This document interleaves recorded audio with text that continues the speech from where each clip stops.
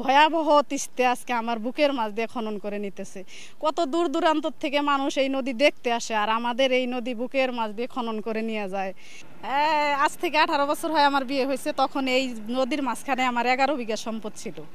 তখন আমি intermediate pass করছি, তখন বিয়ে হয়েছে। আমার শ্বশুর বলতেছিল যে একটা বৌমা তুমি, আমার চাকরি বাকরির দরকার নাই, লেখাপড়ার দরকার নাই।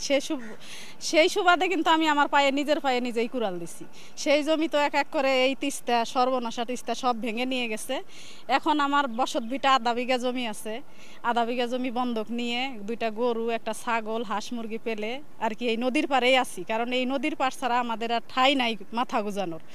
এখন এতটুকু যদি ভেঙে নিয়ে যায়, এই নদীর পাড়ের মানুষগুলো আমরা কই যায় দাঁড়াবো, কোথায়? এই রাস্তায় দাঁড়ানো ছাড়া আর আমাদের মনে হয় পরবর্তীতে নেক্সটে ভিক্ষা করা ছাড়া আর উপায় নাই। কারণ ইন্টারমিডিয়েট পাশের তো এখন আর কিছু নাই, চাকরি বাকরিও নাই, কিছু নেই। আর একটা ছেলে আছে, একটা মেয়ে আছে, মেয়েটা ক্লাস 9-এ পড়ে। এভাবেই গ্রামের ভিতরে হাঁস মুরগি পাইলা, গরু বাছুর পাইলা, যেভাবেই হোক বসত ভিটাটা আছে ওটাই করে খাইতেছি। আর এই যে শ্বশুরের পৈতৃক সম্পদ, বাপের ভিটা, মনির খানের একটা গান ছিল, নদীরে ও নদীরে তুই একটু দয়া কর, ভাঙিস না আর বাপের ভিটা বসত বাড়ি ঘর। ওই গানটা মাঝে মধ্যে আমি রাত্রে কান্না করি শুনে, যে আমার তিস্তা আসলে এত ভয়াবহ তিস্তে আজকে আমার বুকের মাছ দিয়ে খনন করে নিতেছে। কত দূর দূরান্ত থেকে মানুষ এই নদী দেখতে আসে, আর আমাদের এই নদী বুকের মাছ দিয়ে খনন করে নিয়ে যায়।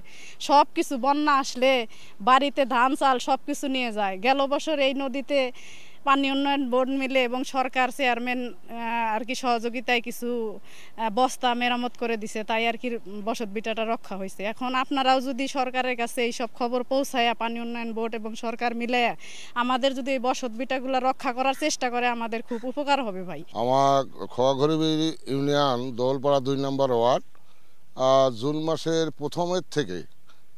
প্রথম থেকে এই আমাদের এখানে আমার 2 নম্বর ওয়ার্ডের প্রায় 100 বিঘা জমি বিলীন হয়ে গেছে, প্রায় 100 বিঘা।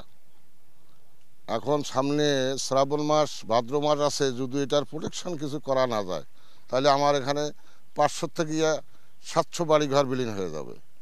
বন্যার নদীতে যখন পানি বেশি হবে, বৃষ্টির পানি হবে, তখন কিন্তু এই এলাকাটা ধ্বংস হয়ে যাবে।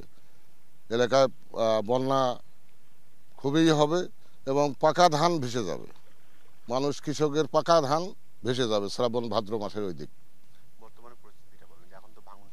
হ্যাঁ, বর্তমান পরিস্থিতি খুব খারাপ। বর্তমান যদি এটা প্রোটেকশন কিছু না দেওয়া যায়, বা জিও ব্যাগ বা অন্য কিছু দেওয়া না যায়, তাহলে কিন্তু এই এলাকাটা ধ্বংস হয়ে যাবে। আমার বাড়ি হলো তিস্তা নদীর পাড়ে।